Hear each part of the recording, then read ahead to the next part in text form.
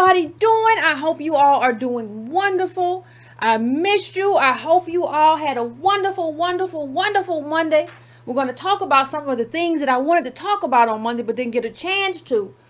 In terms of just a lot of stuff that don't make sense. But you know, it's Black History Month, which here is ADOS History Month as intended. So please hit that like button. If you have a book recommendation for me, please, for the book club, for the next big book club, please send it to me. I would appreciate it. Editor at breakingbrown.com. If you want to do that, maybe we put some of them up for a vote this time or something like that too, right? But anyway, please do that, family. Please hit that like button. Please hit that like button. It costs you absolutely nothing. Please go to subscribe to Brown, TOBrown.com. If you have not done that, please do that. Costs you no monies. If you want to donate brown.com, patreon.com/ycarnell, or $breakingbrown with the Cash App. So any of those things you want to do, but remember, it costs you no money to hit the like button. It costs you no money to hit that bell to make sure you get notifications. It costs you absolutely nothing. What's going on? It costs you nothing to do that. Nothing at all. Nothing to subscribe. Absolutely free. Helps the channel. Costs you nothing. It's a win-win. It's a win-win, family. So let's get situated. Like the old people say, let's get situated. And we got to talk about something. Because I was going to talk, on Monday's show, I was going to have a conversation about that article. Because I got it early in the day. I was going to have a conversation about that article about how paying off student loans, you know, or canceling that debt is does wonders. Closes the racial wealth gap. And we're still going to hit on it. I was going to have that be all of Monday's shows, but I said, know about that. There's something else here. You ever have something worming around in your mind and you say, listen, there's something else here that I got to touch on. So I thought about it, and I thought about it too. I was at the grocery store, and at the grocery store that I frequent, right? It's overwhelmingly black, ADOS, right? It's mostly probably 99%, right? Everybody's in there wearing a mask. Now I thought about that in the context, and just stay with me. In the context of this tweet. Now look at the bottom of this tweet. You see a bunch of white people with no masks on in a grocery store.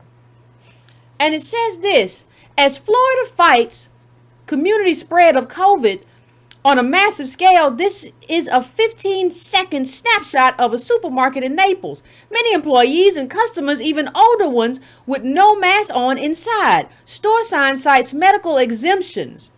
We can't ask questions. Now, I thought about that in the sense of, or the better way to put it, in the context of, and you can go look that up yourself. I thought about that in the context of freedom. It's our month. They gave us the shortest month, but it don't matter what you give us. We're going to make it do what it do. It don't matter at all. But I thought about this in the context of white freedom, right? White freedom and ADOS oppression. So we don't talk about freedom in different things.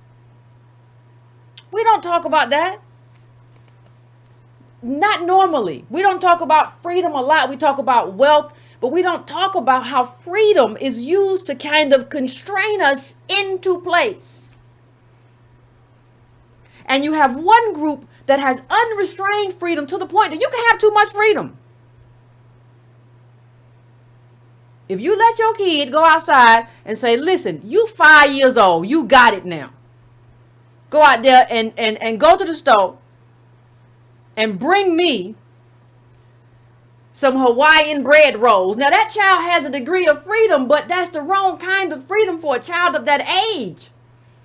You going to jail. You going to get prosecuted. All kind of child endangerment charges, because unrestrained freedom, unchecked freedom, freedom to oppress, freedom to harm and hurt, right? is not the best thing. It is not conducive to a good, normal population, to justice. It's not conducive to those sorts of things. So I thought about that, of what has been allowed of white America. And understand, when I say white America, I'm not just talking about white people, because we're far beyond that. The system is far too complex to discuss this in terms of just white people. We're talking about the spicy whites. We're talking about people who have been made white. We're talking about all of y'all, because all of y'all gets to fast track yourselves into something that we are denied, and you get access to a kind of freedom that we have never been allowed. And so let's just remind ourselves, not just of how we have been constrained, but let's just remind ourselves, since it's Black History Month, let's just remind ourselves, because some people love to say stuff like, well, we just ain't trying hard enough. Let's remind ourselves of the constraints of our freedom, even of our most recent, right? Most known, most talked about Black freedom struggle. Let's just remind ourselves of what this other group gets to do. Chipotle, mayonnaise, and everybody else gets to do, and we don't get to do. So this article kind of delved into the whitewashing of King's assassination. Let's just read a couple things before we get into what we're going to get into, shall we? As moderates abandoned him, King also faced a resurgence of the more virulent elements of white supremacy. The Klan firebombed the Forest County, Mississippi NAACP leader Vernon Dahmer to death in January 1966. And the Klan Night Riders were suspected in the murder of activist Clarence Triggs in Bogalusa, Louisiana later that year. These are assassinations. The Klan was joined by newer organizations across the United States that became emboldened in the late 1960s. The National States Rights Party, for one, incited a violent riot in Baltimore and spread its organizing arms beyond the South. The visibility of the American Nazi Party increased after the Voting Rights Act was passed under its leader, George Lincoln Rockwell, who was assassinated in 1967. That's something right there.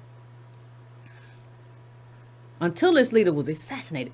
At King's Chicago marches, the counter-protesters wore not the familiar hoods of Klansmen, but the swastika of Nazis. By 1968, King had emerged from a series of trials with an understanding of the full breadth of white supremacy, and with no small despair at its depth. As he embarked on his Poor People's Campaign, he braved dwindling funds, a loss of support, and mounting desperation among the people on the margins of America. It became clear that King embodied the final seal of the eschaton, the urban apocalypse that Baldwin had warned about, right? Now just pay close attention to that. This is the cost. Everybody acts like King didn't play a cost, or we all got freedom, or as Kamala says, freedom. Now we're talking about Nina Simone right here. Nina Simone sat down at her grand piano. Will my country stand or fall? Is it too late for us all? Her voice wavered between venom and sorrow. And did Martin Luther King just die in vain? The lyrics, written by her bassist and first rehearsed with her band that afternoon, painted a picture of Simone's own deep sorrow, as well as her lamentations for the brokenness of the world. Simone paused to reflect on the recent onslaught of Black deaths. Do you realize how many we have lost? She asked the audience. Among the martyrs of the movement, there had been George Lee, Emmett Till, Medgar Evers, 4 girls in Birmingham, a trio of freedom summer activists in Mississippi, Jimmy Lee Jackson, Wallace Jackson, and 3 students at South Carolina University. More than 120 people had been killed in race riots that broke out from the long, hot summer through the Holy Week uprising. W.B. Du Bois had died an ancient man in exile in 1963. Lorraine Hansberry had died of pancreatic cancer in 1965, and Malcolm X had been assassinated not long after. John Coltrane had died of cancer in 1967. And Otis Redding's plane had crashed into Lake Montana in Wisconsin that December.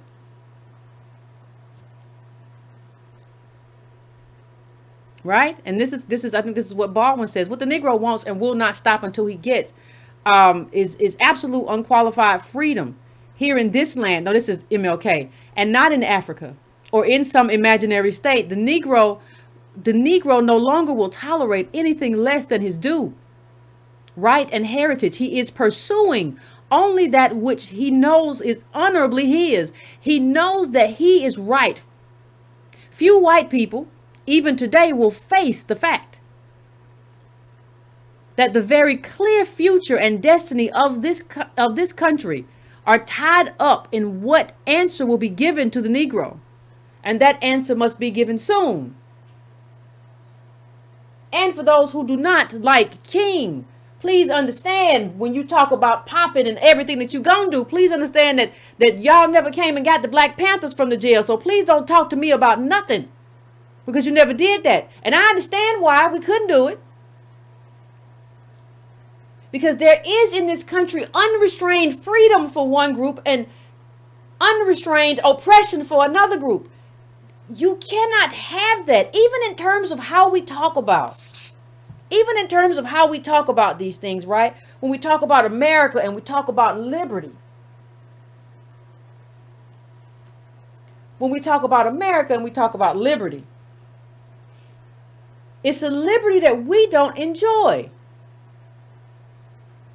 And we never talk about how that freedom is constrained, even in the policies that we see today. So when you look at the policies today, what do you see? Well, you know, we as ADOS started the whole conversation in terms of in the modern era about reparations. Well, what happened with that? Everybody has like this freedom to kind of steal from us.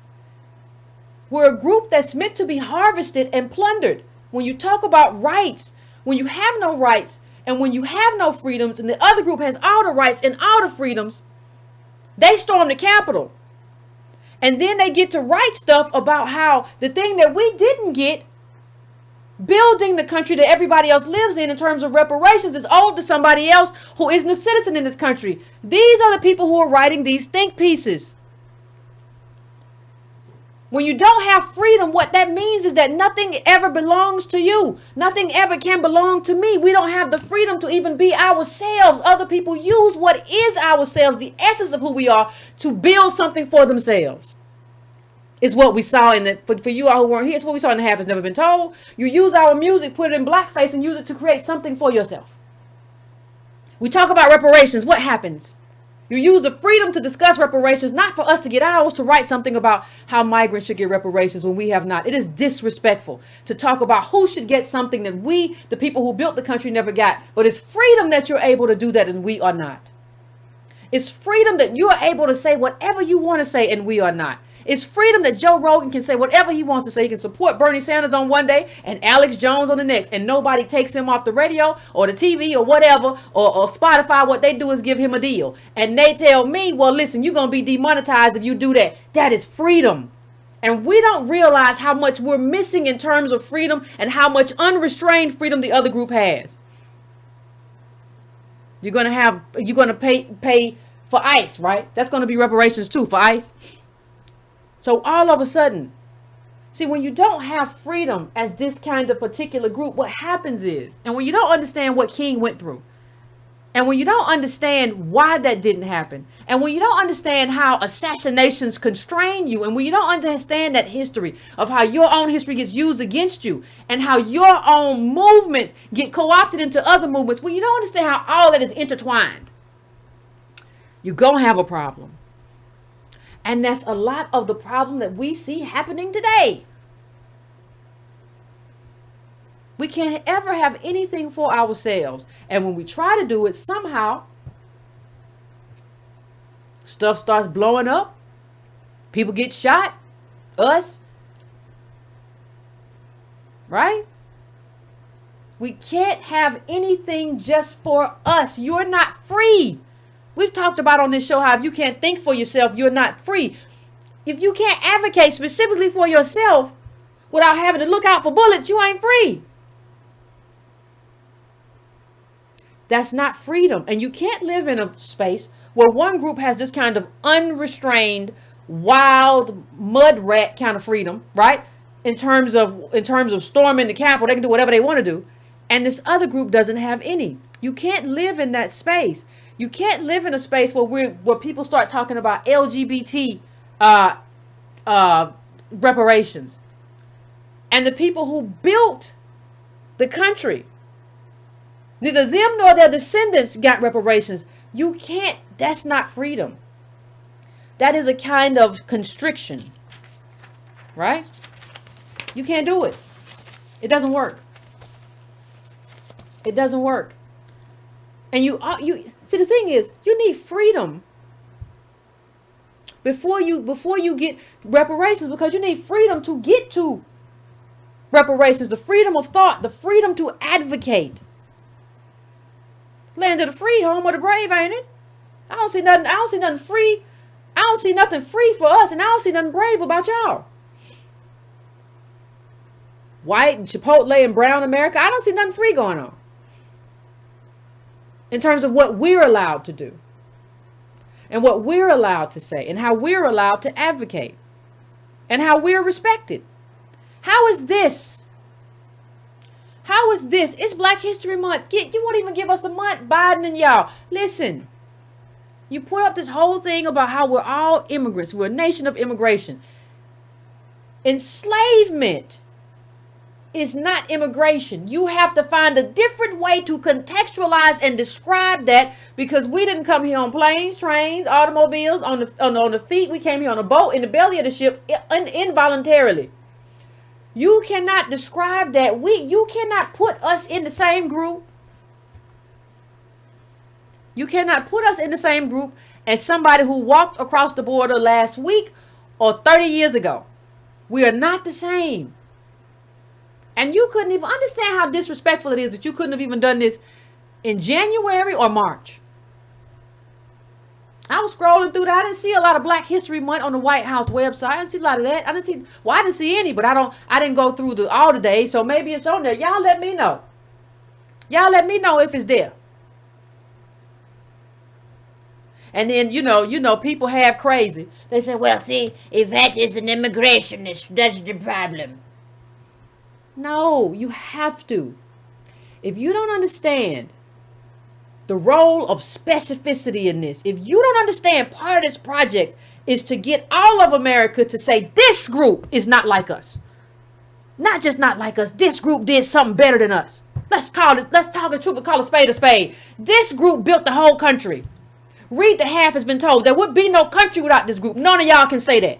If you can't get the country to own up to that and to own that we're not all immigrants, you're never going to get reparations. We will never get it.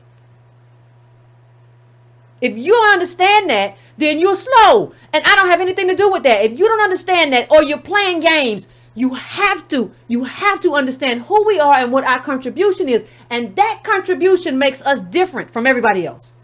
And I don't care who don't like it.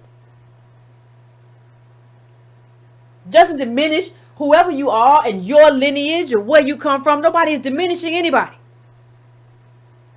But we're talking about what was built right here. We're talking about if you did immigrate here as a Black or brown person, you benefited from the house that Adolph's built. You benefited from that. You benefited from the freedom struggle. The slaves built the country. But there was a whole freedom struggle that allowed you to be here. Benefited from a thing is not the same thing as building the thing. You got to know that. And if you don't know that, if you don't know that reparations doesn't exist in some little box outside of everything else, then you don't have any idea what you're talking about, and you probably shouldn't be talking.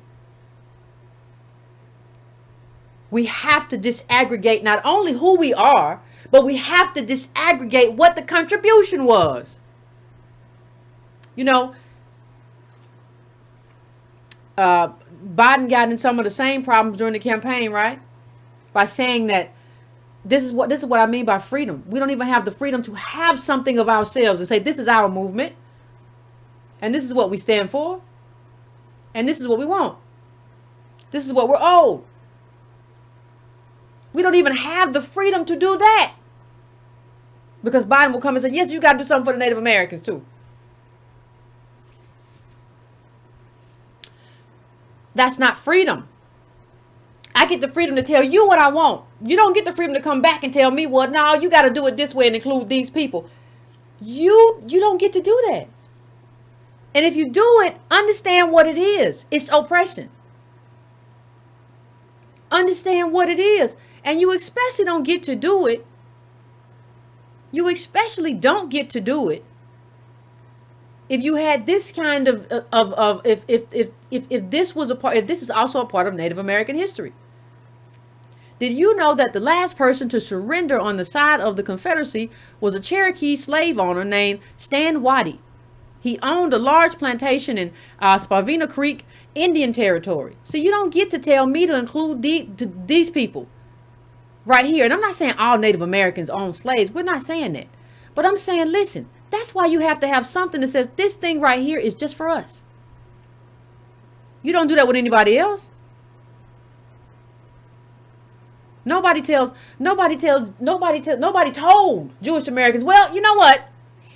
You can have that. You can have your reparations, but you have to include the Negroes, but you have to include this group. You have to. Nobody said that. Everybody said, you know what? You're old. You're right. And that's what has to happen here. You can't force me to include nobody else. That's not freedom. You dictating to me is not freedom. Now we can negotiate on numbers and what it looks like and how it happens and all that kind of stuff. You can't tell me what I got to do. You're not letting me be free. You're trying to say, listen, let me tell you what they're saying. Let me tell you what they're saying. They're saying something very simple. They're saying, listen, ADOS, the only time you are able or we're going to allow you to have anything is if you allow other people to eat off your plate. Because you as a group, we don't really care about. But if you allow somebody else to eat off your plate, somebody that we absolutely care about, then we will allow you to have the crumb from the sandwich. The crust, the little crust around the sandwich. I always used to tear off as a kid. I don't do it no more. But as a kid, I used to always take the little crust, the little edges of the bread off. Just cut that off. I don't want that. I don't want that on my grilled cheese. I don't like it. I just want my cheddar. I don't want that. Butter on it. Yeah. Somebody just say, we can let you have some food. We're going to make a whole sandwich. You got to give a lot of this sandwich away. But you're going to get to eat something at the end, right? That's what our advocacy looks like. And if you don't believe it, if you don't believe me, just look at this tomfoolery. I was going to talk about it as an individual show on Monday, but I'm just going to bring it up for a second just to show you how we're not allowed to have anything specifically for us. And you got Derek Hamilton out there just waving his flag. He's been on some crazy stuff for a long time. And I tweeted him about it and he blocked me. Right? Is he still at Ohio or did they throw him back down to the new school or wherever he went? You ain't heard that from me. Anyway, what canceling student debt would do for the racial wealth gap. Right? Now I want you to just listen to this. It don't even make no sense, but just humor me for a few seconds. But only a full cancellation would help all borrowers who struggle with educational debt. It would also begin to address the added burden that a long history of discrimination policies on borrowers of color and black borrowers in particular. Senators Chuck Schumer and Elizabeth Warren seemingly recognizing the inadequacy of the $10,000 proposal they originally put forth have urged Mr. Biden to use his authority to cancel at least $50,000 in student debt via executive action. Four black female leaders in the House of Representatives, Ayanna Pressley, Ilhan Omar, Alma Adams, and Maxine Waters, the House Financial Committee chairwoman, have introduced a companion resolution. The $50,000 figure, while still less than ideal, gets closer to addressing the problem. At this level, roughly 93% of the lowest income black households with student debt would experience a total debt relief. A $10,000 cancellation would leave the majority of these households still in debt. We've already talked about how most ADOS don't have student loan debt, but let's just continue. He seems to think the two people that wrote this, I think, seem to think they're on a roll. So if they think they're on a roll, let's go on a roll with them. Black graduates, more debt. Let's go to the next one. Because this racially discriminatory debt is largely owed by the federal government at the rate of 4 out of 5 student debt dollars, immediate cancellation is administratively simple and explicitly allowed by law. It won't close the racial wealth gap. That will require ambitious progressive policies. Well, ain't this what this article is about? To count discriminatory ones that helped create it. But cancellation is one of the quickest actions the president could take to halt the gap's growth and even encourage its decline. Black Americans were targeted in the lead up to the last economic crisis as financial institutions gave subprime loans to black families with the same incomes and credit scores as white families who enjoyed better loan terms. The result was a further decimation of black wealth, with black families losing 53% of their wealth, compared with only 16% for white families. Average student debt for black households nearly tripled in the 12 years surrounding the recession, as many households sought to obtain more education in order to counteract these devastating losses. Now, let me just say something, fam. You know how that's really such a bait and switch. That's like such a bait and switch. Because you give specific stuff that happened only to us. Overwhelmingly ADOS, but they use black. Okay. You give specific stuff that happened to ADOS, right? And then you give like this class-based solution to fix it. The people who write this kind of stuff are a part of the problem. If you disaggregate blackness, right, you'll find that less than 20% of ADOS have a college degree. You're not helping us as a group by eliminating that from a segment that is disproportionately probably some of the most well-off ADOS, including those of us who took out loans and stuff like that. What you're really trying to do, it sounds to me, is buy us off and say, well, you Negroes who are talking a lot in the media and stuff, maybe y'all can kind of side on this and just kind of look over the fact that it's not going to close or do anything about the racial wealth gap, right? Don't look to, hey, listen, it's going to help you. Even if it don't help the rest of them, it's going to help you, right? You went to college. You still got loans, don't you? To me, that's some divide and conquer stuff. Yes, that will help me or something like that. But you're talking about, wait a minute. It doesn't help the collective. And it doesn't do anything. And this article is a lie. And let me just show you another article that proves this is a lie. Because who has more degrees than us? White people. Forgiving student loans the wrong way will worsen inequality. Lord, Derek Hamilton, you just do anything to get your name on a byline. Listen, if you're in favor of this class-based policy because you're just in favor, just say that. Just say I'm in favor of it. I'm in debt myself. Just say that. Just say that. It don't have nothing to do with class. It don't have nothing to do with my people. I'm just in debt as an individual and I want out. And I'm not trying to listen to that. Just say that. Just say that. Just say you sold all the way out. You looking for butter biscuits. Just like, can we get into a mode where we're not pretending so hard? Can we stop understanding? And this is what I meant by the crust. when I said what I said about they're only willing to let you have something if they can give something big to somebody else and have us eat the crust, and that's not freedom. This is exactly what I mean. This isn't a plan for us. Why bring up something specific about black people in that article and then have a whole giveaway that's mostly not to black people? Derek Hamilton, can you add and subtract? And people don't want to call him on it. So let me just put this up real quick. We hope Mr. Biden says no and explains that such wholesale debt relief is actually the antithesis of progressive policy. Most benefits would flow to upper income households, which, despite the undeniable burden of debt for lower income families, actually owe a disproportionate share of the total dollars. 64% of U.S. adults aged 25 and over do not have a college degree, though that includes some who attended and paid for college but did not finish.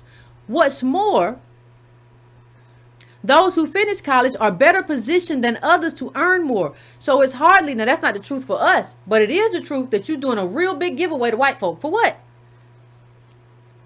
So it's hardly unfair to expect them to draw on this education premium to pay their debt. You get it's just a giveaway to white America, and you just got to put a black face on it. Just put Derek Hamilton on there and throw it on there and make it look spicy. Sylvain Catherine of the University of Pennsylvania and Constantine Yanalis of the University of Chicago lend support to these points in a new analysis that emphasizes the value of debt relief to borrowers in light of real world program rules and standard present value accounting. They find that debt forgiveness plans, whether universal or capped at $50,000, as Mr. Schumer and Ms. Warren propose, are highly regressive, with the vast majority of benefits accruing to high-income individuals. Even a plan capped at $10,000 would disproportionately favor upper-income Americans, though it should be noted that the specific $10,000. I don't need to go that far. Let's go right here. Nor would the cancellation do much to close the black-white wealth gap, according to Catherine analysis. A somewhat surprising finding, given the fact that black borrowers tend to have higher student loan balances on average than whites.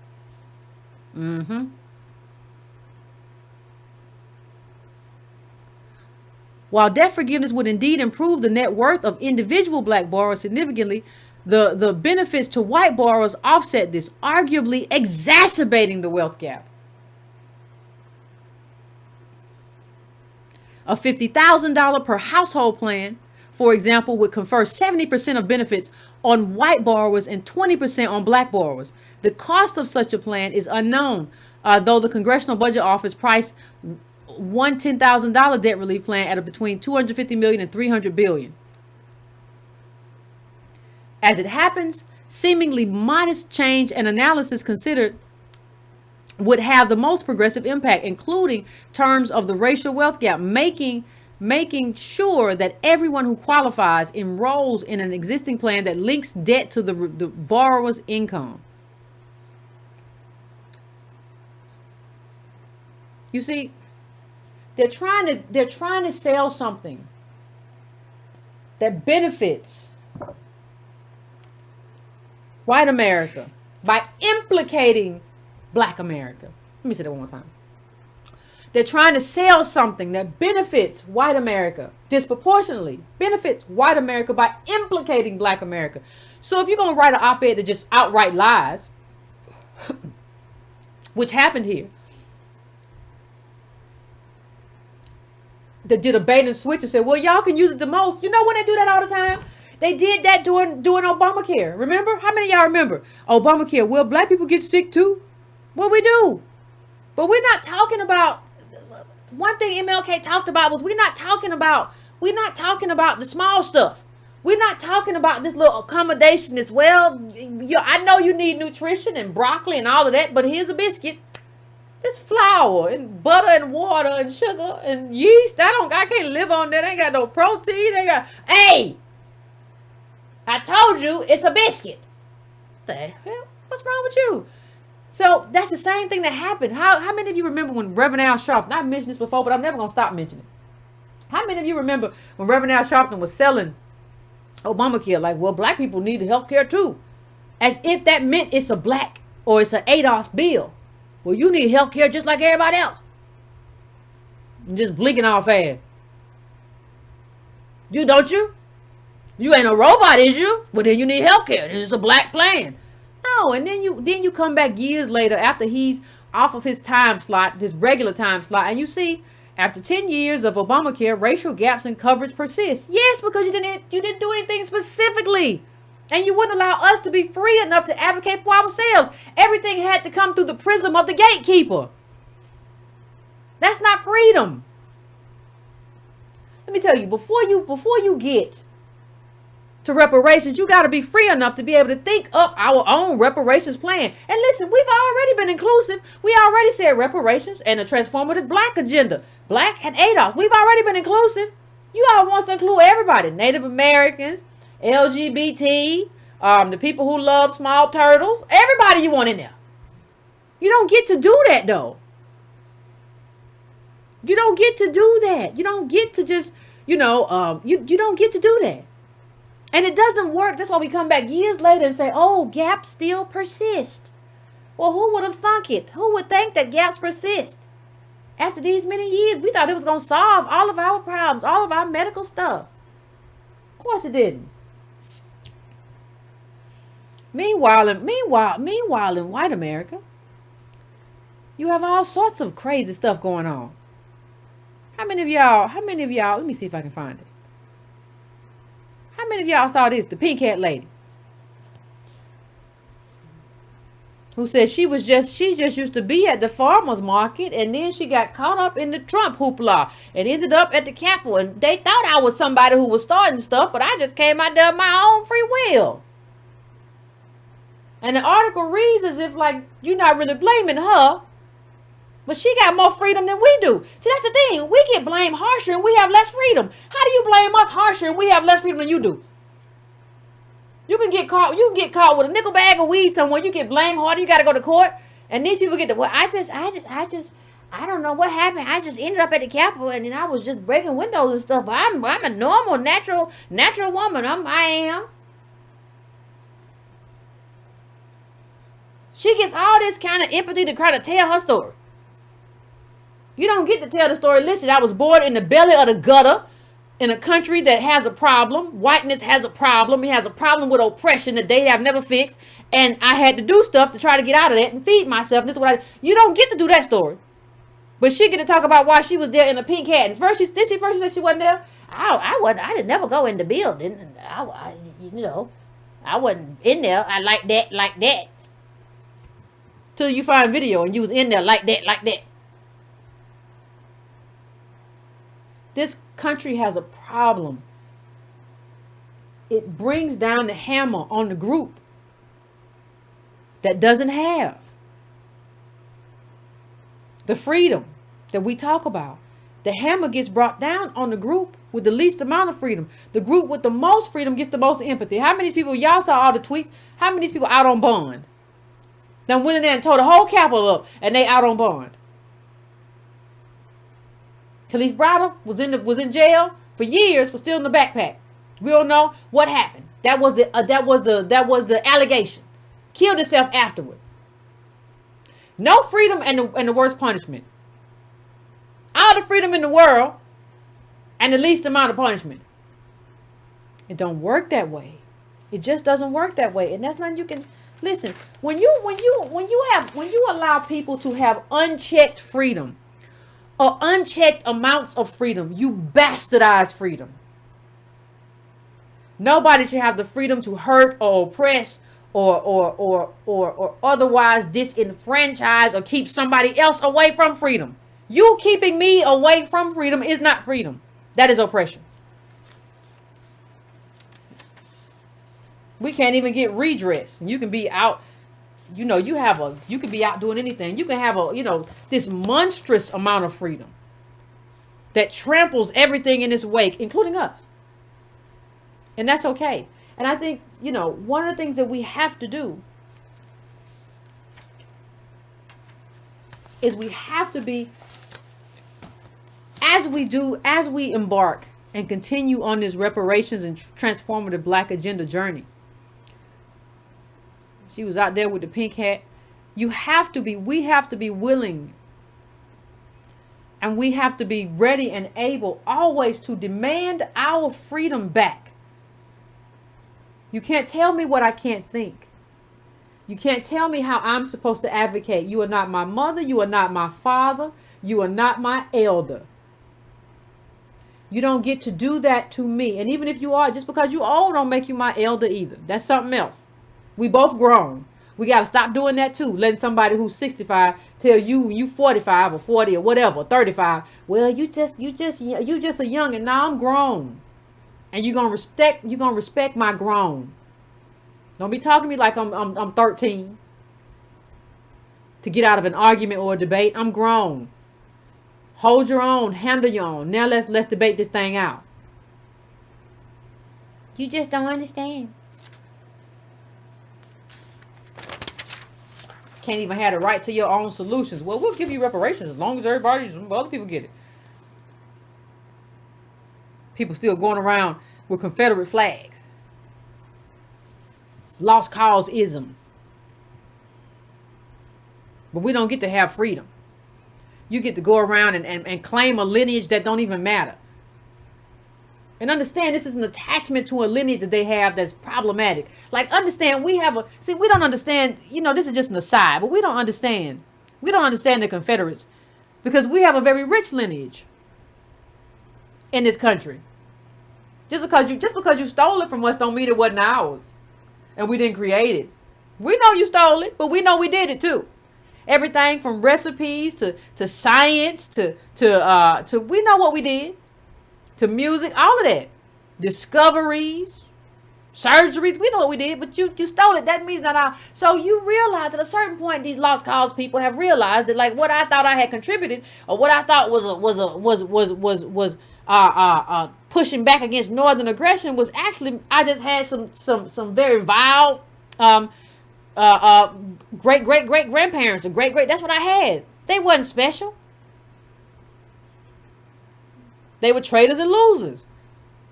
And they don't want to let go of that. But somehow they have the freedom not to let go. Can you imagine having the freedom not to let go of the traitors in your genes? The traitors in your line. They have the freedom not to let go of it. We don't have the freedom to grab hold of all the winners in our line and the freedom struggles. No. They was bad people. You can't claim them. You can't claim Black Panthers. You can't claim Malcolm and them. You can't. No. And you can only claim Martin if you whitewash him. You don't talk about reparations, none of that. You're not allowed to talk about nothing real. You can only talk about what we say you can talk about. You can only understand Martin how we understood it. If you want to whitewash him and say it was just all about love, then yeah, you can have him. If you want to say he was coming to get our check, you can't have him no more. That's not freedom. And I think one of the things that has to happen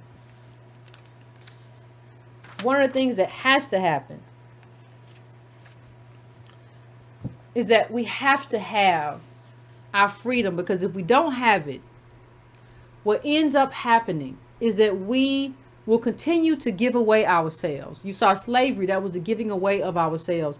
And it's not the giving away freely, it's the taking away of the physical selves of our ancestors. Then you have the stealing away of the intellectual property, right? And now you still have the coercion of our right to think for ourselves. And part of what you saw, even as we talk about things that people are very uncomfortable that we're talking about, they try to coerce us in a way that gets us to shut up and be quiet. And we are going to have to understand that what has to happen is that we have to demand our right to be free and think for ourselves and advocate for ourselves in the way that we see fit.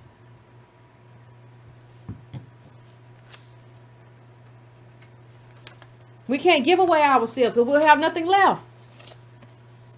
And if we allow everybody to shoehorn their way into our movement, we'll have no movement left. You can't shoehorn your way and say, yes, this thing here, the thing the Negroes did is just like what we're doing.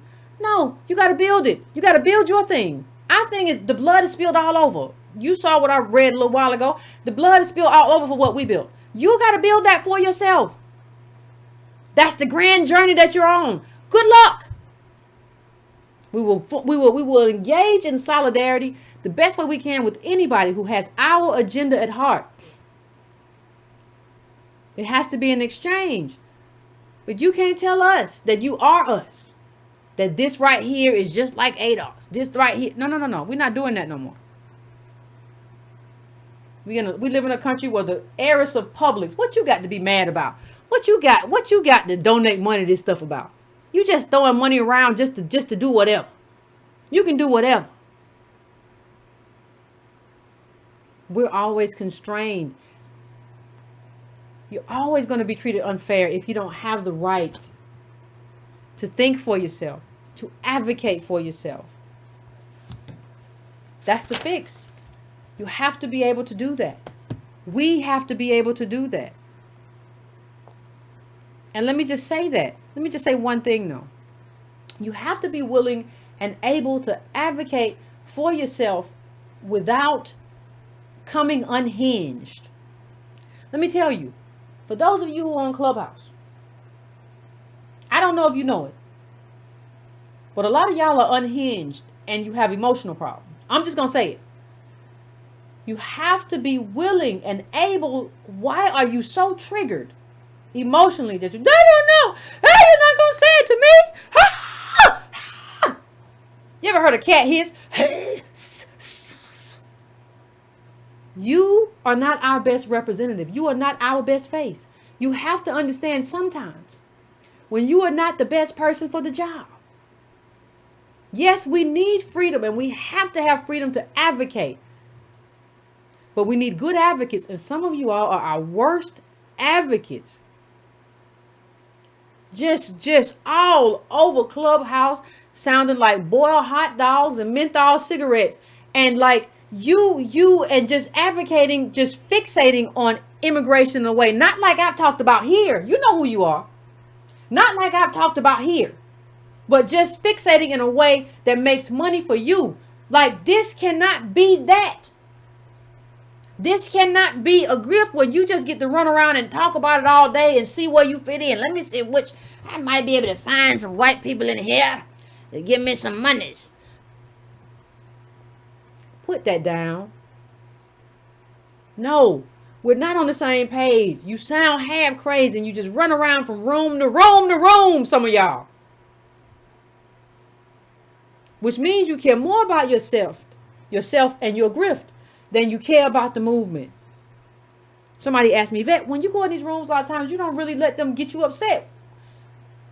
Like, I would be really pissed off if I was talking to these people and they was talking trash to me all the time. It's not that I don't ever get upset or I don't ever get annoyed. I do. It's the fact that I understand that I have to be whatever the movement needs me to be at any given moment. I don't get to be myself. I don't get to be annoyed just because Yvette is annoyed. You don't get to do that. You don't get to lead in that way where you get to just be yourself. Who told you that? People need to understand that. You lead. You lead based on what is best for the collective. Not a good look for me to go around rooms screaming and hollering and acting like I ain't got no kind of home training. And it's not a good look for you all who are in these rooms. You know who you are, to be so easily manipulated by people. Just triggered. They push all your buttons and sit around and giggle and laugh and you think you're doing something. So yes, we need freedom to say the stuff we need to say. But this is not, no platform if you're trying to represent ADOS. And you don't represent the organization. You're not even affiliated. You don't come to no meetings. Just get down somewhere and hush. You're not in any way hooked to the movement. You're hooked to your own personal grift. But for those who have been on there, they don't know that. They don't know who you are. They think you are a representative. And for any representative, all I want to say is that when you talk to people, you have a right to have your own mind and advocate. You don't have a right to just go around and make us look half crazy. The last thing I'll say is that ADOS, and I've said this before, this movement that's anchored in a lineage is not your therapy. It is not a space for you just to be cathartic and go and beat up on people. That may make you feel good. That is not good for the movement. We have a right to do, and we should really push for our right to think and believe in a way that is best and advocate for what is best for ADOS. It is not, when I say you have a right, that doesn't mean you have a right to just go scream at people and scream ADOS because it makes you feel good because your home life ain't right. That's not what this is. Okay? So give me a couple of seconds as usual, fam, and I will set up the phones and we will have the conversation.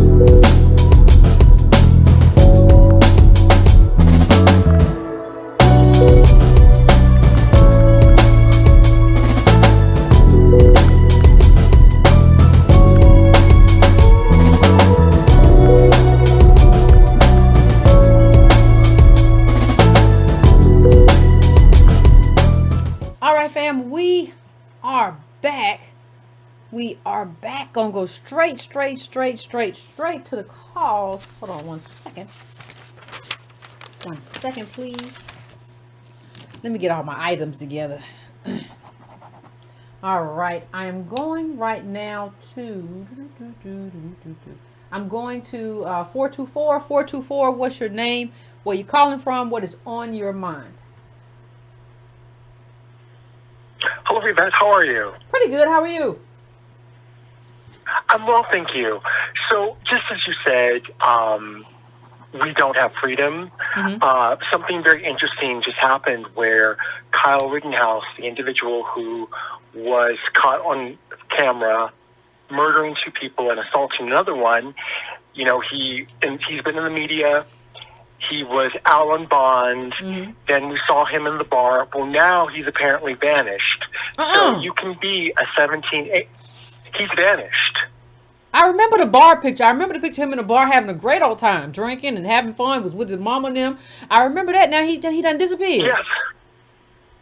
He's gone. They've issued an arrest warrant for him. They're looking for him. I don't think he's probably in the country anymore, but there are 2 Americas where you can be 17 years old. You can go out. You can murder people. It can be documented on film. People, celebrities, white celebrities will come to your rescue and they will post bond for you. You can go to a bar, you can celebrate, and then you can just completely vacate your bond money and just disappear. And that's the story that America doesn't want to tell. And what's really dangerous about the Biden administration is that you have this revisionist telling of America where we're this sort of homogenous mixture of immigrants, and that's just not who our lineage is. And mind you, if they do cancel student loan debt, that would be a huge benefit to me. I owed, when I graduated from medical school, close to $400,000, and it's a debt that I will never pay. But I understand that that will not close the racial wealth gap, and it won't do anything for ADOS specifically, because what it fails to address is the reason that I even was able to sort of pursue higher education is that my mother did something which allowed me to go to a different school district, and the canceling the student loan debt, it doesn't address the issue that America deliberately underfunds public education for ADOS students. It's a place where students go. It's more of a detention camp where people become frustrated, and the education really isn't the emphasis. So they're not going to be fast-tracked into areas of higher education, and if they do, then there's a possibility that there may be some remedial processes or education that they have to do in order to move forward or matriculate. Yeah. But this is complete BS. It's not going to close the racial wealth gap. And as you've said numerous times, you know, wealth cannot be achieved in one lifetime. When you look at the wealthiest people in America, Bill Gates, Mark Zuckerberg, Elon Musk, they all inherited their wealth. So we need reparations. That's what's going to close the racial wealth gap. And sorry to America, that means it's going to have to integrate us into the American fabric. Reparations. Absolutely. And like you said, it does help you, fam. But my goodness, like, if you have $400,000 in debt, 50 is a blip. I'm not saying it's not good, but it's just like, how are we going to create black doctors then? If that's all y'all giving, because we have to do everything in debt. See, people don't understand, like, white people are either paying whole or paying half, or it's not just like everything's in student loans. So what do you do? Like, I don't think people understand. Go ahead, I'm sorry.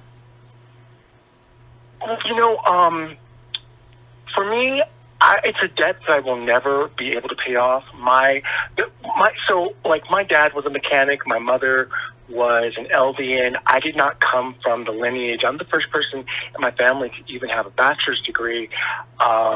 When I was in undergraduate school, my parents passed. And so when it came time for me to approach that hurdle, I wasn't thinking about what this is going to cost me.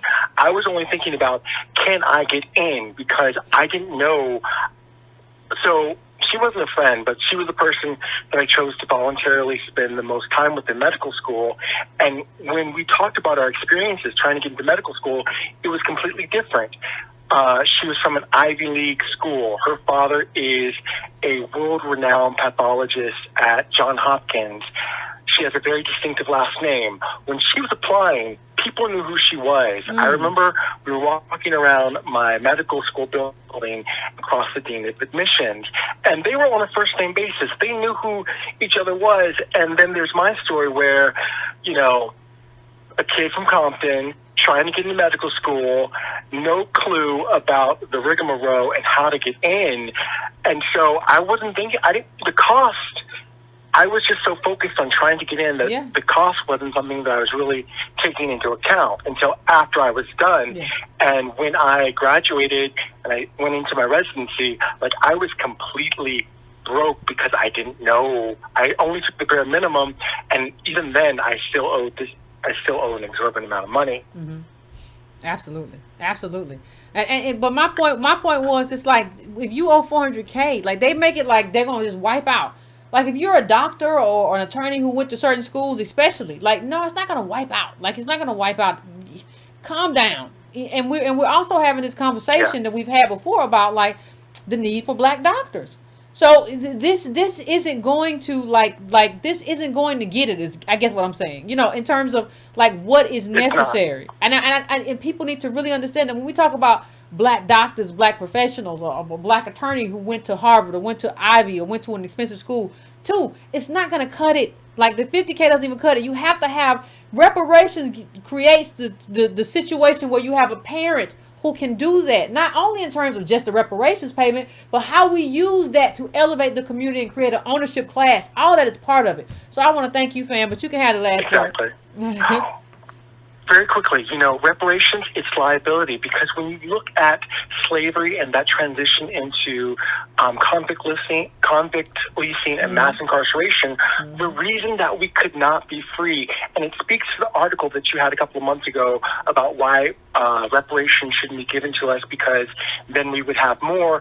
We would have more because we were not just the labor. We were at the forefront. We were engineering. We were doing stuff in agricultural. We were the labor, but we were also the technology and the brains that allowed for America to really just expand in less than 100 years. We made America a superpower in under 100 years. So reparations is a liability for all the repercussions that came after that, with the mass incarceration and the convict listing and the redlining and every single other thing that America has done to undermine our standing in America. And that's all I had to say. No, appreciate it, fam. Thank you. You're exactly right. And I thank you for calling in. Thank you so much, fam. You're exactly right. Thank you. I'm going to go straight into my next call. I am going to 708. 708. What's your name? Where you calling from? And what's on your mind? Hey, Yvette, how are you? Pretty good. How about yourself? Good. Missed you Monday. I missed you too. Yeah. I'm John from Chicago. I want to thank you for all that you do. Thank you, friend. Appreciate and all that you continue to do, and for the inspiration that you have given so many across this nation. Just thank you. Thank you, fam. You're more than welcome. My problem is most ADOS, and I don't want to say most, but a lot of ADOS, or the group that needs to be disaggregated. Remember when Trump made the comment about, hey, you got the worst schools, what you got to lose? You just bad off in America. And you had Amanda Seals. No, not me. I know plenty of my friends. Well, Angela Rye. That was Angela Rye, wasn't it? My friends got money. They got all the money. There's a segment of us who feel the same way, not understanding that we live in a $107 trillion economy, and we're a group with $2-3 trillion at most. And the result is we start to believe everything that's given, that's shown to us every day on TV. They saturate us with things that we should want. They show us the NFL star, the NBA star, the rap star, the movie star, all of these people, and a lot of us feel like, hey, I could be Puffy, or I could be Jay-Z, or I could be Michael Jordan. And I would say that you can't be Michael Jordan because you're not 6'6" and you can't jump out of the gym. You know, you're not a freak of nature like a lot of these athletes are. And, you know, we just end up, you know, believing or chasing a pipe dream that keeps us in a constant state of hoping for something that is damn near impossible to achieve, because we know that these people were chosen and they're a part of the group that's meant to keep us striving. And if we're constantly striving, we can't pay attention to the fact that, man, we've fallen off of this cliff.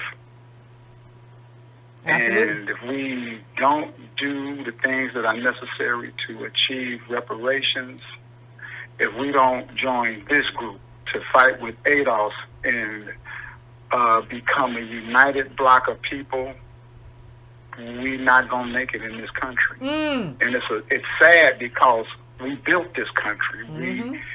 We sacrificed, just listening to the book club over the weekend, it hurts to know the things that our ancestors went through. Yeah. And to have people feel as if, well, they didn't fight or they didn't try. It's hard to fight when it's the federal government against you, the state government against you, the county government against you. And those officials are in the lynch mob of the people that are just against you. We can't fight all those people. This is why we need the protections that you constantly preach about. Because if we're not considered and made a protected group in this country, everyone just comes in and we're going to just call it what it is. They thieves. They steal. And they don't mind stealing from us. And they don't care about our position. They don't care. And we need to care. Absolutely right, fam. Absolutely right. We need to care. Absolutely right, fam. Thank you again. No, thank you, fam. I appreciate you. I'm sorry, Yvette. No, that's fine. I appreciate you. Thank you All for right. calling in. You're exactly right. I appreciate you. Thank you so much. No, yeah, we gotta care. We gotta care. Ain't no way around it. Ain't no other way to do it. We have to, and we have to be so on top of what we're doing. It ain't even funny. I'm going now to 267. 267. What's your name? Where you calling from? And what's on your mind?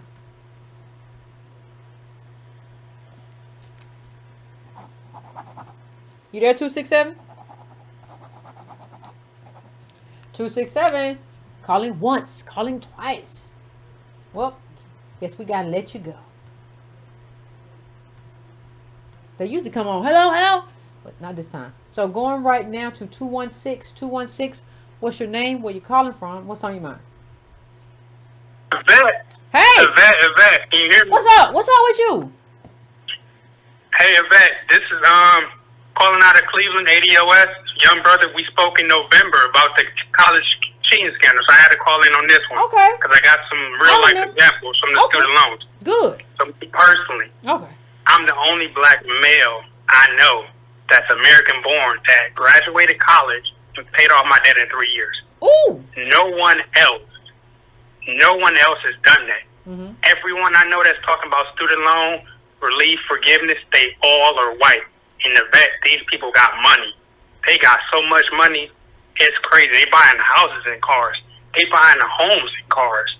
Like, I just spoke to somebody that last week that just bought a $30,000 car. And he was out the country for a year. We're not doing that. We are not doing that here. Not at all. So, and at the end of the day, even if I had student loans, I don't want $50,000 in relief. That's doing nothing for no one. The group collective, we're a poor race. we're a poor race. And I don't think people understand just how poor we are. Nope. I don't even think we understand how poor we are. I don't even think we understand it. Yeah, Yvette, I literally had to talk to my mom. Like, literally, before your show came on, I was talking to my mom. She a nurse for like an hour about, Ma, you can't afford a car. You don't have money. Ma, you can't afford this brand new car. You don't have money. And she just wasn't hearing me. And I love my mom to death, but I'm like, Ma, we are poor. You just told me in November during Thanksgiving, like, son, I have nothing to pass down to you. You have to figure it out yourself. And I'm the first one ever to go to college, get a degree, graduate, do all that. So we don't have it like that. And I feel like we're so caught up in symbolism, like Malcolm X said, we can't see. We don't have that 20, 30,000 for a car, for a house. We don't even got 10,000. And let me ask you this, fam, and I don't mean to get into your business with your mom, but does she need a new car? Like, is she gonna have to walk to work if she doesn't get a car? Like, does she have a car now? Or does she catch the bus? She catches the bus, but she can get a used car. She can get a used car. Oh, you're saying don't get a new car? Got you. And I try to tell her to that. I literally try to tell her, I'm like, Ma, just save your money. You can't buy a $20,000 car. You just can't. You can't. You can buy a $10,000 car and have a little money in the bank.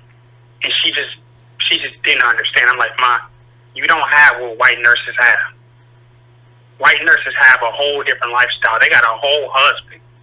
A whole doctor husband. A whole doctor husband. They'll have a whole doctor husband and be a whole nurse wife. But the other thing is, like, it depends on, like, getting a new car is also about, like, what do you have for an emergency? Because y'all know emergencies always happen. So, like, if you don't have anything for an emergency, you have to have that first, right? You got to have something in there for an emergency. Because it's going to happen. Yeah, and I'm like, Ma, you don't have that. Because I'm like, when you got COVID, you didn't have money coming in. I don't want you to be in that same predicament again. And it was just constant pushback. Yeah, and you can Because I work at a bank. Yvette. I know, and you can get cars now that aren't, like, used. You ain't got to get a car that's rolled hard. You can get a car now, like, they depreciate when they roll out the lot. You can get a car that's, like, still a really good car with very low mileage. I understand what you're saying. Like, you said she had COVID. Did you say she had COVID one time? Yeah, she had COVID. Yeah, she had COVID. And she didn't have no money coming in. And I told her, I'm like, Ma, that's the reason why I want you to have that emergency fund. Because if something happened, you can't go without paying rent or paying your bills. Your landlord don't care. They want their money. And I work at a bank, and like I said, Yvette, these people, I just send out letters today for, like, accounts of minors. You got people who 18, 21, getting 20, 30,000. College, they got college paid for. They getting down payments for houses. Like, Yvette, I didn't get that. I didn't get college paid for. I don't have a down payment but for what we don't understand is it's normal. Fam, you see it. From where you work, you see it. Other ADOS don't see that it's normal. You're supposed to get $50K for the down payment on your first house. That's normal. That's a normal way of living life. We don't see it because we don't have any access to white people. And white people don't share, like, hey, yeah, how'd you get your house? My parents they don't tell us that. So we don't even know, like, nah, they got that from their mom and them. They got that from grandmama or whatever. Like, we don't even see, like, how the transfers happen. And they're doing, because of, a lot of this happens in life. These are in life in vivo transfers, right? Like, these are not just like, oh, I die and I leave you. No, I understand as a white parent or a spicy parent that my job is to give this to you in life. I understand that you can't do this on your own. Black people be like, do it on your own because they were able to do that in 1979, right? With labor. That's not the life no more. Exactly. And like I said, I'm lucky as an ADOS black male, 27, 2 degrees and no debt to be in this predicament. And it was hell for me to get here. Yep. Makes sense, fam. People don't get it. People don't get it. This is normal life. This stuff is not anything wild or well. Maybe some people, it's normal life. This is how they live. This is how you have to be alive. If you can't do it, you can't live. And we can't do it because of what was stolen. You got to go back and get what was stolen, though. You got to go retrieve the plunder. So I'll let you have the last word. Yeah, and it's like, I think the reason why we don't want to do it is because we've been so beat down and we've been sold this bootstrap idealism. Mm-hmm. We don't know. You can't just start a business out of dirt with no capital. Dirt. White business, they always have some money somewhere. Period. Dirt. You're right, fam. You're right. I want to thank you for calling in, though, but you're exactly right. And I'm just happy that you were able to call in and talk about it because you see it. You know, people won't believe me when I say it sometimes, but you saw it. So I appreciate you, fam. Thank you so much for calling in. The truth is what it is. And then how do we end up like telling our parents stuff that they should be telling us? I gotta tell you that you shouldn't get that car or whatever because you remember when you was just homesick from the COVID? You remember? That's why you can't do it. You can't afford it. And I'm not going to pay for it. Money flows down and not up. Mwah! Good night. Anyway, going to my next call. I'm going to 727-727. What's your name? Where you calling from? And what's on your mind? Hi, my name's Justin. I've been watching you for a long time. Hey! Yeah, I'm actually... I'm from Florida, and I'm actually, a white kid that's been watching you before you even had this YouTube channel. Anyway, I just wanted to say that I've seen some wild stuff, in high school here in Florida. Okay. There's like the school I went to had over 50% of the people were black, but they're not in my classrooms. They're on my bus, but they're not on my bus stop, that kind of stuff. But I wanted to comment on the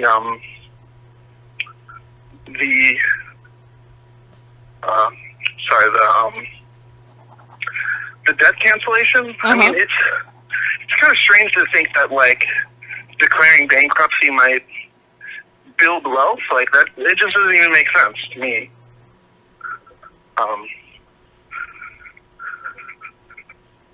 Declaring bankruptcy? I'm sorry, what'd you say? Declaring bankruptcy? What's what? Sorry, the debt cancellation. It's like you declared bankruptcy or something. Like they're just wiping away your debts, mm-hmm. but it's not actually a start to building any real capital or wealth. Well, what you're saying is that it's not a fix.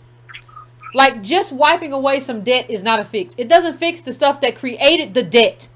It doesn't fix the thing that made you not be able to pay for college. It doesn't fix the fact that you don't have intergenerational wealth. So you can wipe this away for me, but then I can't do the thing for my kid because plugs and outlets, because I'm not going to have the kind of job or generational wealth transfer that gives me income. I mean, wealth transfer gives me wealth. Income gives me income. They're not the same, but I'm not going to have neither one of them. So my child is back in the same position, even though I get to reduce my debt load because of what Biden does. It's just a trick, and it goes out to everybody, so it's not even specific. So you're right. It's just like you get to wipe this off right now, but you didn't fix the problem that led us here in the first place. Absolutely, I completely agree. And there's some I was looking at scholarships for schools in Florida, and they had this one town over, I don't know, it's in northeastern Florida, and essentially it's like over 100 years ago, the whole town was like completely lynched, and so they have this scholarship that if you could prove that you were a descendant of someone who lived in this town, you can go to college for free, which, is kind of nice, but all the records of the whole town were burned down. Hardly any people have been, how are you going to show you live there? It's kind of absurd. America's absurd. So, yeah, so thank you, Carla. I appreciate you. Thank you so much for calling in. America's absurd. Thank you. Yeah. I appreciate you. Yeah, America's absurd. It ain't just that town that burnt down. Well, you can prove you lived here. The town is totally destroyed. Anyway, but I mean, if you can prove it. Anyway, going to 404. 404, what's your name? Where you calling from? What's on your mind? Hey, Yvette and ADR's family. What's going on? How you doing? Oh, I'm doing just fine. I wanted to call to congratulate you on the presentation you did with YALE. I watched today, and Yvette, several times I had to fight back the tears. I mean, it was so beautiful the way in which you presented our case. I mean, I just pray one day that you'll be able to testify before the world court or with this one. I hope I'll be able to one day to be on the commission. And like I said, somebody said the commission, Yvette's doing a grift. I said the commission shouldn't be paid. But let me just say, I'm gonna put that Yale in the description after the show, because I didn't get to do it before the show, and I tweeted it earlier today. So if you all want to see it, you can go see it. I retweeted it from somebody. But go on, fam. I'm sorry. Oh, well, yeah, like I said, I wanted to congratulate you with that, and it was amazing. It was amazing. I feel like you have an anointing. Oh, you know, thank you. I mean, the way in which you are just so calm, cool, and collective, and it just flows from you, and you explain it in a manner in which anyone can explain it without having emotions all tied up into it. Oh, and speaking of emotions, the people on Clubhouse, when you mentioned that, could it possibly be PTSD that they're dealing with? It could be. Myself? It could be, and it could be grifter SD too. But either way, like I think what people have to do is take some time with themselves, right? Because when you're having these conversations, you just have to ask yourself, even if I'm dealing with something that's a genuine problem, right? And it's a genuine trauma. Is this the place where I should let that trauma kind of have life? The place where people are now being introduced to ADOS. So sometimes you just have to ask yourself, is what I'm doing the most beneficial to the collective? And if it's not, you have to walk away. Right? And it's just what it is. If I all of a sudden got triggered and was just upset all the time, I'd be like, okay, I can't do this. I got to get some help or something. You know, because I can't do this because I'm getting triggered, and that's not good for the movement. You just have to be, in any given moment, you have to strive to be, ain't nobody perfect, that me included, but you have to strive to be the best person for the movement, and you have to strive to be what the movement needs in that particular moment, right? And so, like, even if you want to defend yourself, sometimes you can't do that because that's not what's best for the movement. What's best for the movement is not you, but defending your individual self. And I don't think people sometimes understand that. You know, I grew up with a mother that used to tell us all the time that when the gods seek to destroy you, they first make you angry. Yeah. Which means that once you get angry, you've lost the argument. Yep. And we need to just be able to not get angry. You know, people try to push buttons all the time. That's their whole purpose, is to push the button. Because they understand that once you get angry, you've lost the argument. You're now working out of your emotions and not out of your logical mind.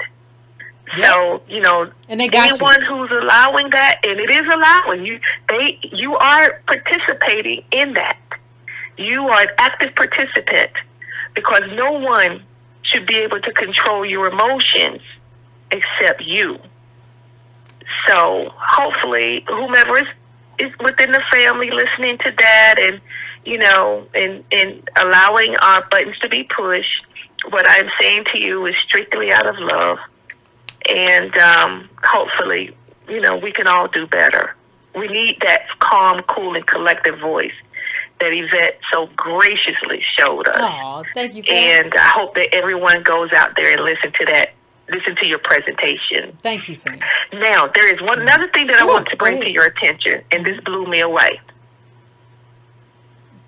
Go right ahead. We listen. Oh, I'm sorry. There was a noise. I thought maybe we were disconnected.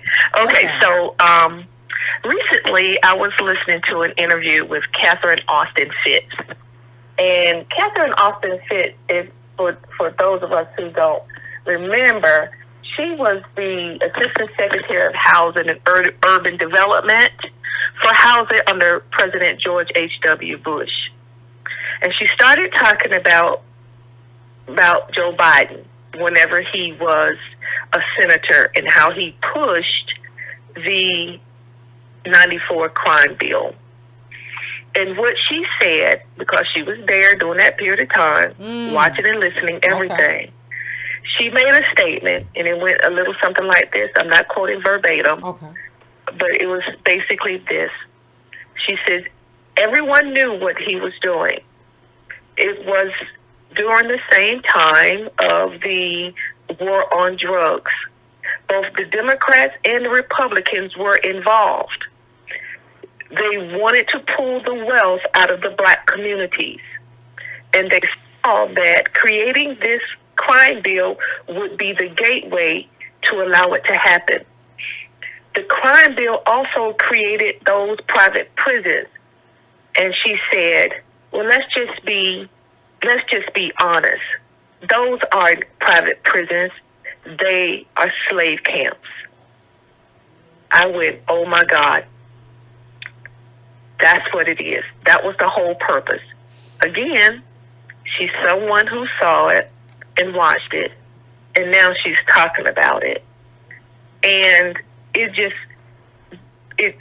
I cannot believe, knowing, well, a lot of us didn't know, but we had our suspicions. But a lot of us knew the man that Biden was or is, because he hasn't changed. His administration hasn't changed based on them releasing that information about the immigrants today. That was just another slight on their part. And instead of us going back to my original statement, getting all upset and bothered by what he's doing, we should allow that and every other person's arrow or every other group's arrow that comes our way to motivate us to stay focused and persevere. Because they're going to come, and we're just at the beginning. Honestly, that we are at the beginning of this, and we have a long way to go. Absolutely. And there are going to be some people that is going to come out the woodworks that we're not going to believe that they're going to be saying the things that they're saying and doing the things that they're going to do. It's all a part of that to make us angry and want to quit. But if we just don't, we'll be able to get to where we want to go. But we can't quit, and we can't let the obstacles stop us either. Allow that to fuel you, because our family needs it. Absolutely. And I know it's so easy to feel down and out because of all of this stuff that we're going through, all the things that we're seeing, all the things that we're experiencing in our own families, people passing like left and right, all of the police brutality, as well as seeing how these other people are able to go through life as if nothing is wrong, can commit some of the most heinous crimes, but yet still are treated like they are somebody. Like, how can someone walk into a school, shoot up a bunch of people, and y'all take them in without shooting them down in the streets? But one of us show that we have a weapon or a phone that looks like a weapon, and we're shot down. So that is hurting to us. I know it is to me, because I'm trying to justify it. And when we put too much energy in it, it does cause PTSD, you know? But if I'm thinking that if we keep our emotions up, and dare I say, Yvette, continue to pray, because right now we need not just our own energies, but we need energy from the Creator. And I am of the opinion, I know that prayers are answered. And He will answer our prayers if we come to Him collectively. I said it before, and I say it again. We need to come together and fast and pray. Thank you. And if anybody would like to join in or start a group, I am there, or I can start it. It doesn't matter. But I know that this is what we need. Well, maybe. So Well, Yvette, make sure I'm you not share. going to Make sure stay you any share your longer. Peace information. and blessings to you. I Blessings to you too, absolutely fam. love you, Make and sure I you am share. so Make proud sure of you. Oh, thank you, fam. Make sure you share your information in the chat. Thank you, fam. Thank you, fam. I appreciate you. Thank you so much. Thank you so much. You're welcome. Bye-bye. You have a good one. I'm going to keep it going, but like, you know, it's just a recreation of slavery. That's all it was. Whether you talk about prisons, yeah. And see, the thing is, they do reports on this, fam. Like before it goes into effect, these policies, they're not mistakes. This is just a lie.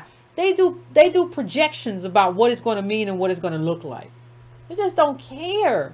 This is not a surprise what happened. We didn't know it was going to incarcerate generations after generation. Yes, you did.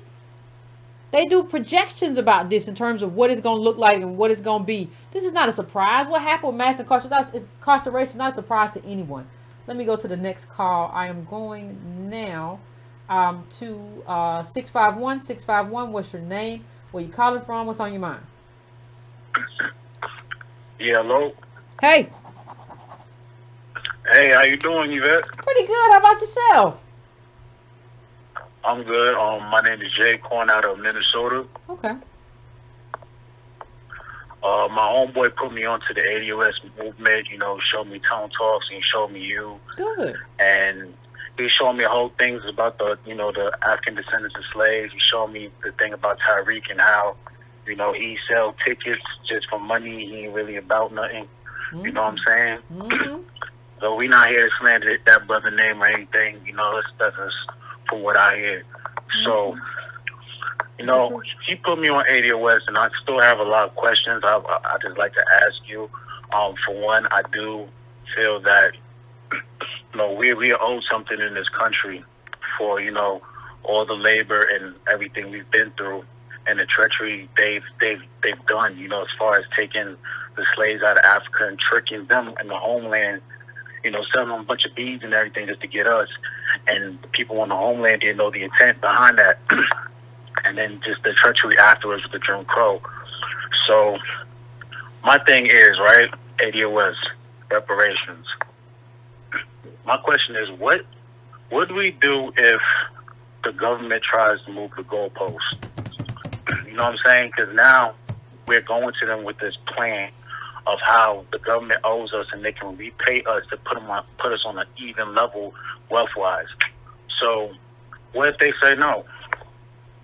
Well, there just has to be a consequence to the no. So when you say, what if they say no? So Biden says no. Biden shouldn't get reelected. See, politicians respond to consequences. They don't respond to like, well, we're just gonna reelect you because this Republican that's coming in is bad. You gotta have consequences for politicians. You gotta be willing to show up. You gotta be willing to say, well, I will suffer for the next 4 years, just to hold you accountable. And you have to be willing to put in place accountability mechanisms for everybody, not just national politicians. There have to be accountability mechanisms. There have to be expectations.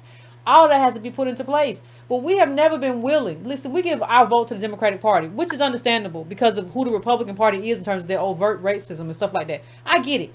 But what has to happen, and if you give your vote to this party, you have to be willing to hold this party accountable. We are never willing to do that. We're never willing to let a Democrat lose office because of how they treated ADOS and let them know you didn't get reelected because of us and it was intentional. You have to be willing to do that. It's just simple to me. No, I totally agree. You know, I totally agree. Hold them accountable, especially because you already see how he moved the goalposts with the stimulus check. First, he talked about $2,000, and he's like, "No, the $600 with the down payment. It's $1,400." You know what I'm saying? So I'm just a little nervous that when we do propose it and it's a good plan, everything's solid top to bottom, and they try to move the goalposts. Like, for example, what if they change the value of the dollar? So let's say every ADOS gets $300,000, or now the dollar worth 10 cents or something like that.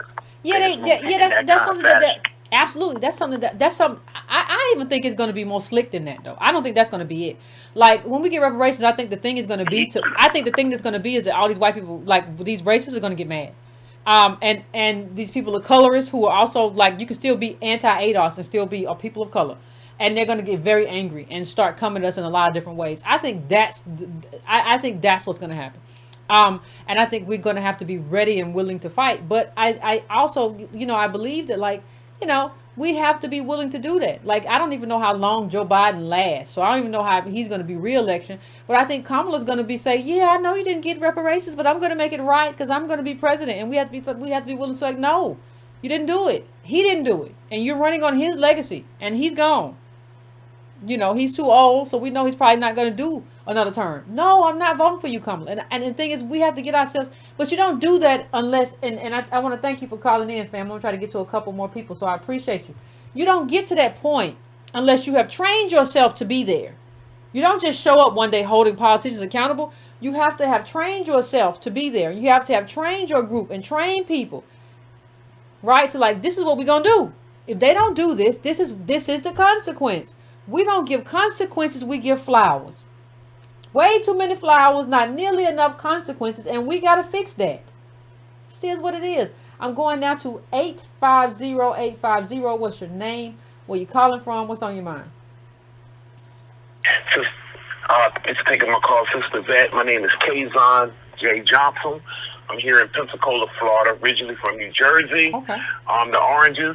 And I grew up, I guess you could say I became a man in Alabama.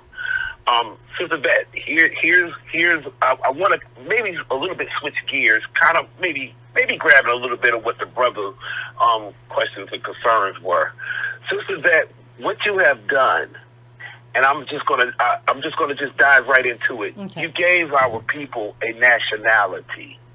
And that's where you're running into the head bumping from some of the old heads of what we might call the conscious community. I know people done call some of their programs and their YouTubes and stuff out on your show before, but you know what I mean by the conscious community.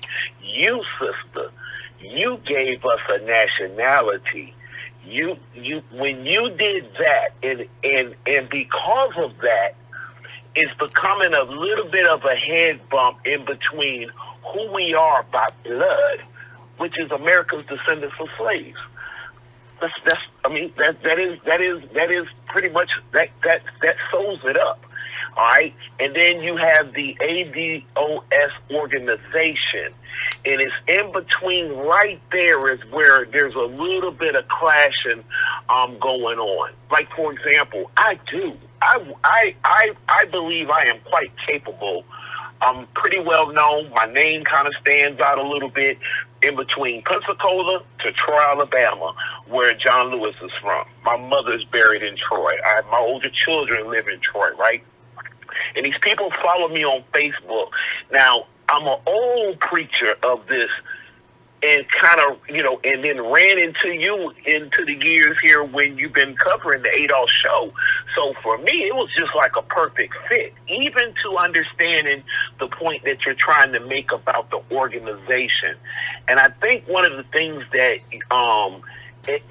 you're not that you're having a hard time conveying it. I know you know what you're doing, but the people that's actually just now coming in, especially that target group that I mainly try to go after, and that's the 18 to 35, who know that something is wrong out here. They know that mom and dad done kind of either lied to you or just didn't have the information available to explain the state that they're in at this moment.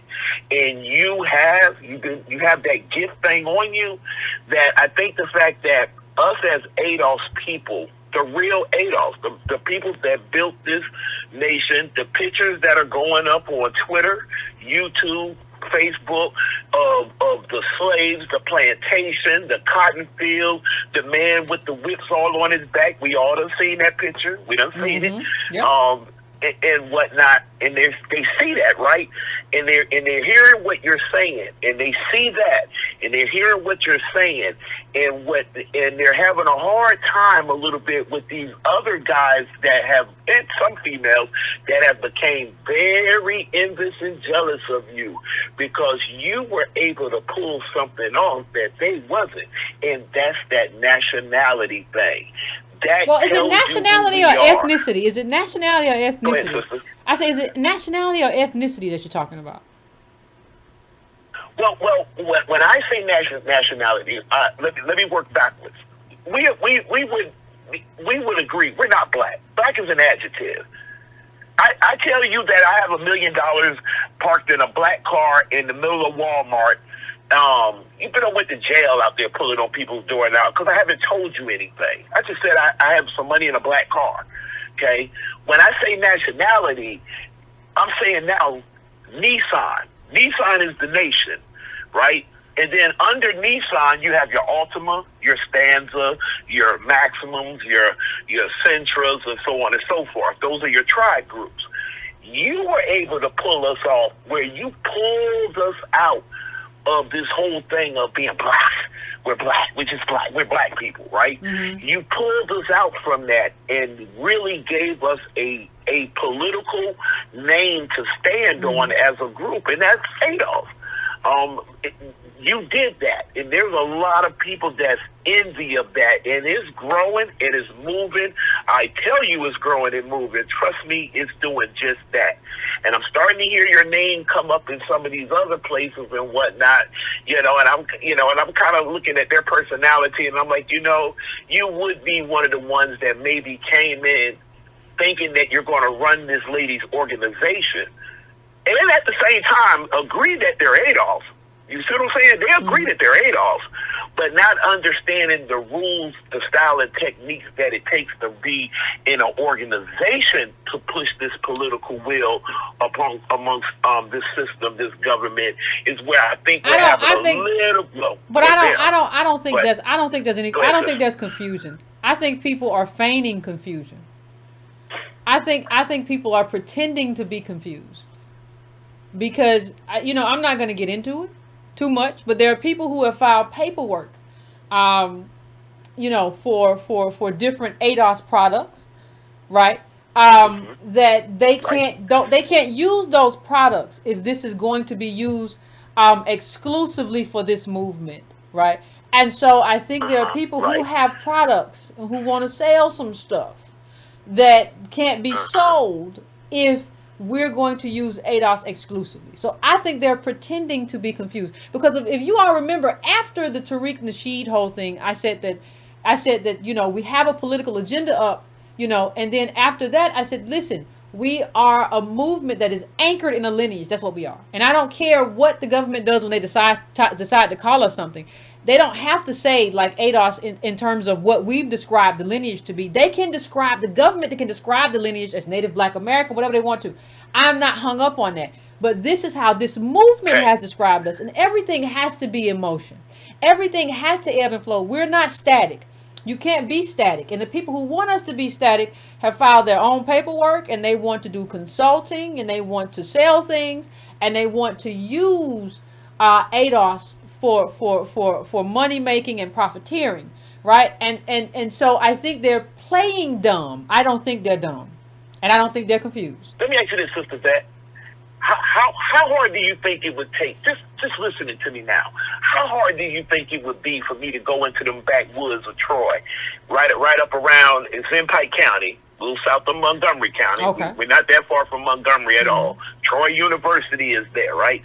How hard do you think it would be for me to go on one of them back roads and sit down and talk to some of them brothers and sisters and tell them, look, we're American descendants of slaves. Our people built, and then immediately they can take the story from there, from what their grandmother said or their auntie or their grandfather, in that explanation of their own personal family that they are American descendants of slaves. How long do you think that would take?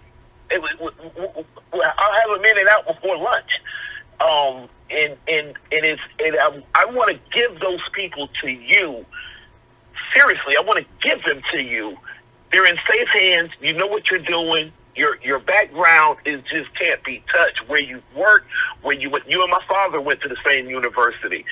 Like what you're standing on, and then Tone dealing with the law thing and all of that is just so much that we couldn't dare go into all tonight. But I just wanted to just let you know, I want to really, especially in Alabama, my wife is from Mississippi, my heart, I'm from Jersey, but my heart is set on them people. My children's mom is from Tuskegee, Alabama. I want to give them, because they've already done heard my mouth. They've already done read my posts. They're clear on who we are. I want to give them people over to you so your numbers will grow.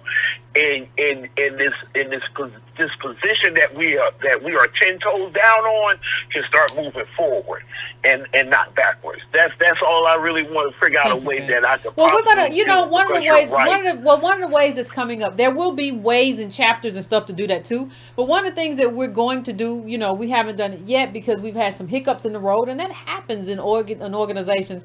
Is we're going to have a website, ADOS HQ, where we can kind of virtually meet up and get together with each other and share information.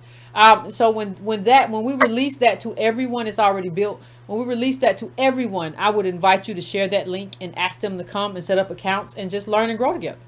And we can from there we can go to the streets, because COVID hopefully will be subsiding somewhat, whatever. Hopefully, but that's where we start. I'll be looking forward to that, Sister Yvette. My name is Kazon, Kaazon. I'm gonna go ahead and sit down and really email you, and get that over to you. And you've been precious with your time as always. Thank you, fam. Thank you, fam. I appreciate you. Thank you for calling in. Yes, Thank you so much. Thank you. Yes, and don't forget, fam. It's American descendants of slavery, as in slavery, the institution. Just don't let that. I understand how you can. It's easy to slip up on that. So just make sure you do that. I'm going now to 903. 903. What's your name? Where you calling from? What's on your mind? How are you, Sister Yvette? Good. Marcia. Can you hear me? I can hear you fine, fam. Okay, thanks. Well, you look good. Thank you. And the reason that I called tonight is because, I've been at home and I've been, on vacation. So I've just been thinking about, seeing what's on TV and everything. So I was thinking, I know my grandmother's name. And her name was Mary Clay Daniels. Now, we have it officially recorded in a book that my grandmother, Mary Clay Daniels, was a slave. She was sold into slavery at 8 years old.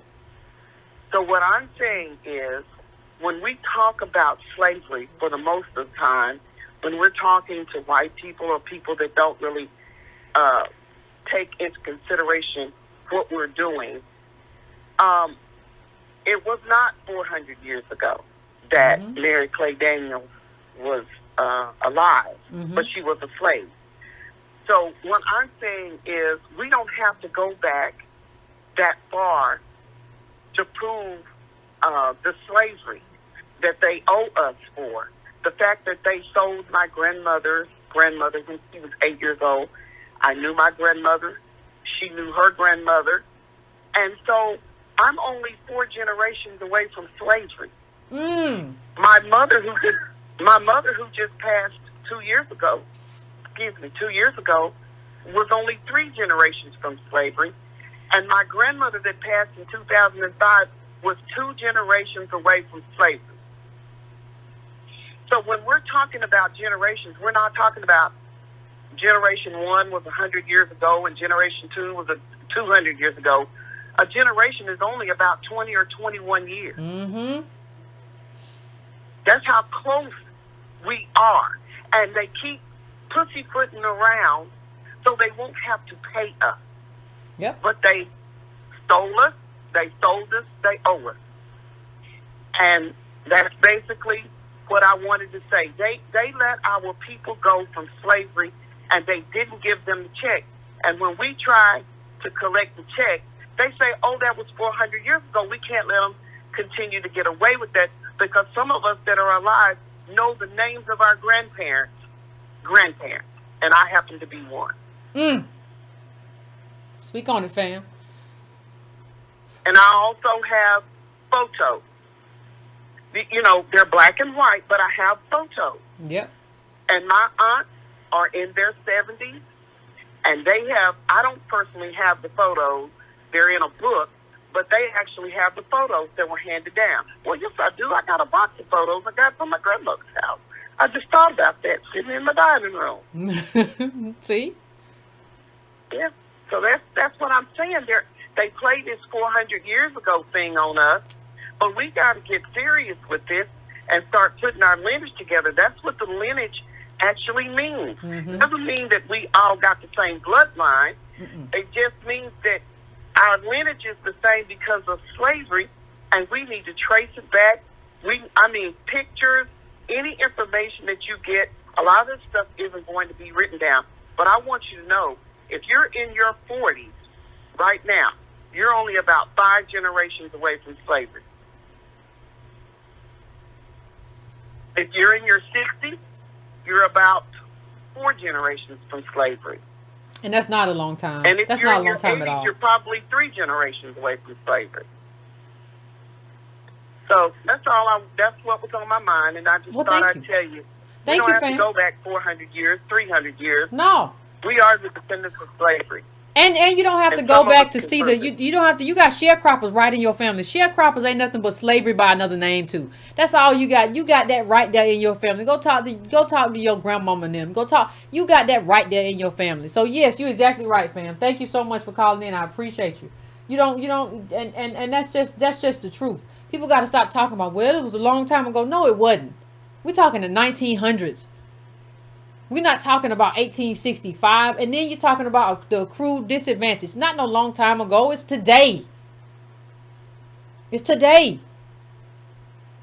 So she's absolutely right. She's absolutely right. And I just want to thank everybody who called in. We're at the midnight mark, so we're going to leave it right here. If you didn't call in, we'll get to you Monday, or we'll have another show.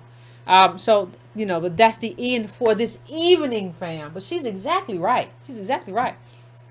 They get y'all with that. Well, that was 400 years ago. No, it wasn't. And the only way they get us, fam, is that we don't know our own history.